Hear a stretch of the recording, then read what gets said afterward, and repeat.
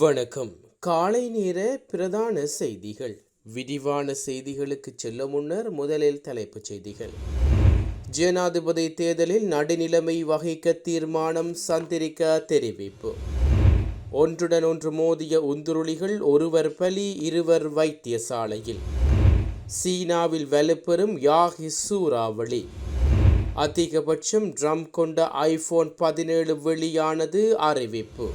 எதிர்வரும் ஜனாதிபதி தேர்தலில் நடுநிலைமை வகிப்பதற்கு தீர்மானித்துள்ளதாக முன்னாள் ஜனாதிபதி சந்திரிகா பண்டாரநாயக்க குமாரதுங்க தெரிவித்துள்ளார்.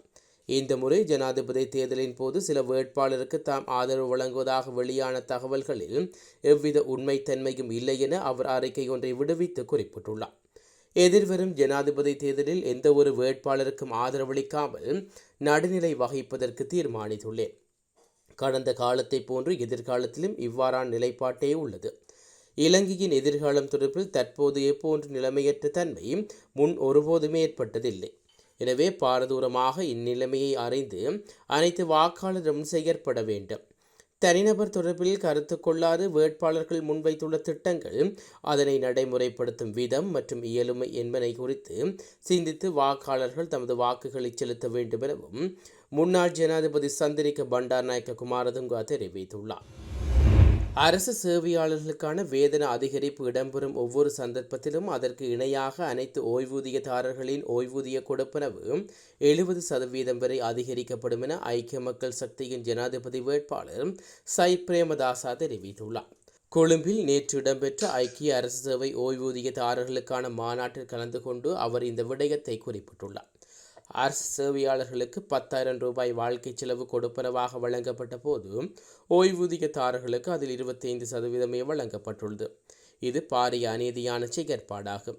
தமது அரசாங்கத்தில் ஓய்வூதியதாரர்களுக்கான வாழ்க்கை செலவு கொடுப்பனவாக 15,000 ரூபாயினை வழங்குவதற்கு உடனடி நடவடிக்கை எடுக்கப்படும் என சையத் பிரேமதாச தெரிவித்துள்ளார். அதே நேரம் 2016 ஆண்டுக்கு பின்னர் ஓய்வு பெற்ற சகலருக்கும் அக்ரஹார காப்பீட்டை வழங்குவதற்கு நடவடிக்கை எடுக்கப்படும். தாம் ஆட்சிக்கு வந்த பின்னர் முதல் வேலை திட்டமாக ஓய்வூதிய நிதியம் ஒன்று ஸ்தாபிக்கப்படும். ஓய்வூதியதாரர்களுக்கு தேசிய கொள்கை திட்டம் ஒன்று வகுக்கப்படும் என்பதுடன் அதனை நடைமுறைப்படுத்துவதற்காக ஜனாதிபதி செயலணி ஒன்று உருவாக்கப்படும் எனவும் ஐக்கிய மக்கள் சக்தியின் ஜனாதிபதி வேட்பாளர் சையத் பிரேமதாச தெரிவித்துள்ளார். அமெரிக்காவில் ஜோர்ஜியோ பகுதியில் உள்ள பாடசாலை ஒன்றில் நடத்தப்பட்ட துப்பாக்கிச் சூட்டில் 4 கொல்லப்பட்டதுடன் 9 பேர் காயமடைந்துள்ளனர். குறித்த பாடசாலையில் பயிலும் 14 வயது சிறுவன் ஒருவரே இவ்வாறு துப்பாக்கிச் சூட்டை நடத்தியுள்ளதாக தெரிவிக்கப்படுகிறது. இந்த துப்பாக்கிச் சூட்டு சம்பவத்தில் 2 மாணவர்களும் 2 ஆசிரியர்களும் உயிரிழந்துள்ளனர். இந்நிலையில் துப்பாக்கிச் சூட்டை நடத்திய சிறுவன் கைது செய்யப்பட்டுள்ளதாக தெரிவிக்கப்படுகிறது. அவரை ஜோர்ஜியோ காவல்துறையினர் விசாரணைக்கு உட்படுத்தப்பட்டதுடன் தாக்குதல் நடத்தப்பட்ட காரணம் இதுவரை வெளியிடப்படவில்லை. சுமார் 1900 மாணவர்கள் பயிலும் குறித்த பாடசாலையில் அமெரிக்க நேரப்படி முற்பகல் 10:20 அளவில் இத்துப்பாக்கிச்சூடு நடத்தப்பட்டுள்ளது. கிளிநொச்சியில் நேற்று இடம்பெற்ற இருவேறு விபத்துகளில் 2 பேர் உயிரிழந்தனர். கிளிநொச்சி ஏனையன் வீதியில் பரந்தன் பகுதியில் 2 உந்துடிகள் ஒன்றுக்கொன்று மோதுண்டு ஒருவர் உயிரிழந்தார். இந்த விபத்தில் காயமடைந்த மேலும் 2 பேர் கிளிநொச்சி மாவட்ட பொது வைத்தியசாலையில் அனுமதிக்கப்பட்டுள்ளனர். இதேவேளை கிளிநொச்சி உருத்திரபுர பகுதியில் நேற்றிரவு பயணித்த உந்துருளி ஒன்றும் வீதியை விட்டு விலகி கால்வாய்க்குள் விழுந்து விபத்துக்குள்ளானதில் ஒருவர் உயிரிழந்தார். குறித்த விபத்து தொடர்பில் கிளிநொச்சி காவல்துறையினர் விசாரணைகளை முன்னெடுத்துள்ளனர். நாட்டில் தற்போதைய பொருளாதார நிலைமை குறித்து இலங்கை மத்திய வங்கியின் ஆளுநர் நந்தனால் வீரசிங்க நாடாளுமன்ற உறுப்பினர்களுக்கு நேற்று விளக்கம் அளித்துள்ளார். இலங்கையின் பணவீக்கம் 5% தற்போது குறைக்கப்பட்டதுடன் கொள்கை வட்டி வீதத்தையும் குறைக்க முடிந்துள்ளதாகவும் அவர் சுட்டிக்காட்டியுள்ளார். மத்திய வங்கி சட்டம் மற்றும் அதனை ஒழுங்குபடுத்துவதற்காக கொண்டுவரப்பட்ட புதிய சட்டங்கள் வங்கி கட்டமைப்புக்கு பாரிய அனுகூலமாக அமைந்துள்ளதாகவும் மாற்று விகிதத்தை ஸ்திரப்படுத்துவதன் மூலம் ரூபாயை வலுப்படுத்த முடிந்ததாக அவர் மேலும் தெரிவித்துள்ளார். பூமியின் வளிமண்டலத்தில் வெடிப்புக்குள்ளான 9வது விண்கல்லை மனிதகுலம் கண்டிருப்பதாக நாசா அறிவித்துள்ளது. பிலிப்பீன்ஸ் லூசானா தீவுக்கு மிக அருகில் வான்பரப்பில் நேற்றைய தினம் அதிகாலை விண்கல் ஒன்று ஏறியுள்ளது. இதனை எதேச்சியாக சிலர் காணொலியாக பதிவு செய்த நிலையில் அந்த காணொலி சமூக வலைதளங்களில் பகிரப்பட்டுள்ளது. 2024 RWI என்று பெயரிடப்பட்டுள்ள இந்த விண்கலம் 1 மீட்டர் நீளமுடையது என்று தெரிவிக்கப்படுகிறது. இவ்வாறு 1 மீட்டருக்கு குறைந்த நீளம் கொண்ட விண்கற்கள் 2 வாரங்களுக்கு ஒரு முறை பூமியில் விழுகின்ற போதும் அவை பூமியின் வளிமண்டலத்திலேயே எரிந்து அழுகின்றன. எனினும் அவை எரிந்து அழிவதற்கு முன்னர் மனிதர்களால் அவதானிக்கப்படுவது மிகவும் அரிதாகவே நிகழ்கிறது. அவ்வாறு மனித குலத்தினால் அவதானிக்கப்பட்டு 9வது விண்கல் இதுவென்று நாசாவின் அறிக்கை ஒன்றில் தெரிவிக்கப்பட்டுள்ளது. அரசியல் கட்சி சிலவற்றின் பொருளாதார கொள்கைகளுக்கு அமைய வரி குறைப்பை மேற்கொண்டாலும் பொருளாதாரம் மீண்டும் வீழ்ச்சியடையும் என சுயேட்சை வேட்பாளர் ஜனாதிபதி ரணில் விக்ரமசிங்க தெரிவித்துள்ளார். ஜாப்பஹீவா பிரதேசத்தில் நேற்று இடம்பெற்ற மக்கள் சந்திப்பின் போதே உரையாற்றும் போதே அவர் இந்த விடயத்தை குறிப்பிட்டுள்ளார். அத்துடன் கடந்த 2 வருடங்களுக்கு முன்னதாக இவ்வாறான தேர்தலை நடத்த முடியும் என எந்த ஒரு நபரும் நினைத்திருக்கவில்லை. இருப்பினும் அந்த விடயம் சாத்தியமானதாகவும் அவர் சுட்டிக்காட்டியுள்ளார். நாட்டை பாதுகாத்து மக்களை வாழ வைப்பதற்காகவே நாட்டை பொறுப்பேற்று குறுகிய காலத்துக்குள் பொருளாதாரத்தை ஸ்திரப்படுத்தியதாகவும் ஜனாதிபதி தெரிவித்துள்ளார். அத்துடன் சில கட்சிகள் கூறுவதைப் போன்று கோட்டபாய ராஜபக்ச கடந்த 19ஆம் ஆண்டு வரி குறைப்பை மேற்கொண்டார். அதன் விளைவாகவே பொருளாதாரம் வங்குரோத்து நிலையை அடைந்ததாக ஜனாதிபதி ரணில் விக்ரமசிங்க தெரிவித்துள்ளார். சீனாவின் தெற்கு பகுதியில் யாகி சூறாவளி வலுப்பெற்றுள்ளதாக தெரிவிக்கப்படுகிறது.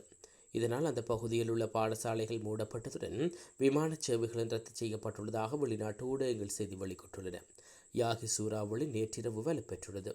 அதனால் சீனாவின் தெற்கு கரையோர பகுதிகளில் பலத்த மழை பெய்யக்கூடும் என்று எதிர்பார்க்கப்படுகிறது. அத்துடன் குறித்த சூறாவளி இன்று மதியம் முதல் நாளை வரை தெற்கு கரையோர பகுதிகளை நோக்கி செல்லும் என்றும் தெரிவிக்கப்பட்டுள்ளது. சர்வதேச காவல்துறையினரால் பிடியாணை பிறப்பிக்கப்பட்ட சீன பிரஜை ஒருவர் கட்டுநாயக்க பண்டார்நாயக்க சர்வதேச விமான நிலையத்தில் குற்றப்புலனாய்வு திணைக்கள அதிகாரிகளால் நாடு கடத்தப்பட்டுள்ளார். சீனாவில் பாரியளவு பண மோசடியில் ஈடுபட்ட குற்றச்சாட்டின் அடிப்படையில் 28 வயதுடைய சீன பிரஜையை இவ்வாறு நாடு கடத்தப்பட்டுள்ளார். மாலைத்தீவிலிருந்து நேற்றிரவு கட்டுநாயக்க விமான நிலையத்தை வந்தடைந்த அவர் குடிவரவு மற்றும் குடியகழ்வு திணைக்கள அதிகாரிகளால் கைது செய்யப்பட்டு விமான நிலைய குற்றப்புலனாய்வு திணைக்கள அதிகாரியிடம் ஒப்படைத்துள்ளனர். சந்தைகளில் பழங்களின் மொத்த விலை சடுதியாக குறைக்கப்பட்டுள்ளது. வாழைப்பழம், பப்பாசி, தர்பூசணி, கொய்யா, விளாம்பழம் ஆகியவற்றின் விலைகள் சடுதியாக குறைந்துள்ளன. கடந்த காலங்களில் 450 ரூபாயாக இருந்த 1 கிலோகிராம் அன்னாசியின் விலையும் தற்போது 200 ரூபாயாக குறைக்கப்பட்டுள்ளது. அத்துடன் கொய்யாப்பழம் கிலோ ஒன்றுக்கு 90 ரூபாய்க்கு விற்பனை செய்யப்படுவதாக வர்த்தகர்கள் தெரிவிக்கின்றனர். அரசு ஊழியர்கள் அனைவரும் அனுமதியின்றி சமூக ஊடகங்களை பயன்படுத்துவதை தடை செய்யும் வகையில் பாகிஸ்தான் அரசாங்கம் உத்தரவு ஒன்று பிறப்பித்துள்ளது. பாகிஸ்தான் அரசாங்கத்துக்கு எதிராக தகவல்கள் வெளியிடுவதை தடுக்கும் வகையில் இந்த உத்தரவு பிறப்பிக்கப்பட்டுள்ளது. அரசு ஊழியர்களின் நடத்தைகள் குறித்து 1964ஆம் ஆண்டு பாகிஸ்தானில் அறிக்கை ஒன்று வெளியிடப்பட்டது. அரசு ஊழியர்கள் அந்த அறிவுறுத்தல்களை பின்பற்ற வேண்டும் என பாகிஸ்தான் அரசாங்கம் தெரிவித்துள்ளது. இதற்கமைய அரசு ஊழியர்கள் அனுமதியின்றி எந்த சமூக வலைத்தளத்தையும் பயன்படுத்த முடியாது என்றும் அறிவிக்கப்பட்டுள்ளது. ஐபிளின் ஐபோன் 16 தொலைபேசிகள் பற்றி ஏராளமான தகவல்கள் வெளியாகியுள்ள நிலையில் அடுத்த வருடம் அறிமுகம் செய்யப்பட இருக்கும் ஐபோன் 17 தொடர்பான விவரங்கள் தற்போது வெளியாகியுள்ளன. குறித்த விடயத்தினை ஆப்பிள் வல்லுநரான மிக் சிக்கோ தெரிவித்துள்ளார். அதன்படி அடுத்த வருடம் ஆப்பிள் அறிமுகம் செய்யும் புதிய ஐபோன் 17 ப்ரோ மேக்ஸில் அதிகபட்சம் 12 GB ரேம் வழங்கப்படும் என்று கியோ குறிப்பிட்டுள்ளார். இந்த சீரீஸில் அதிகபட்சமாக ரேம் கொண்ட ஸ்மார்ட் கையடக்க தொலைபேசியாக இது அமையும் என்றும் குறிப்பாக இவை மிக மெல்லியதான அமைப்பை கொண்டு காணப்படும் என்றும் அவர் தெரிவித்துள்ளார். இத்துடன் காலை நேர பிரதான செய்திகள் நிறைவு பெறுகிறது. தொடர்ந்து நாளை காலை பிரதான செய்திகளோடு இணைந்து கொள்ளுவோம். நன்றி.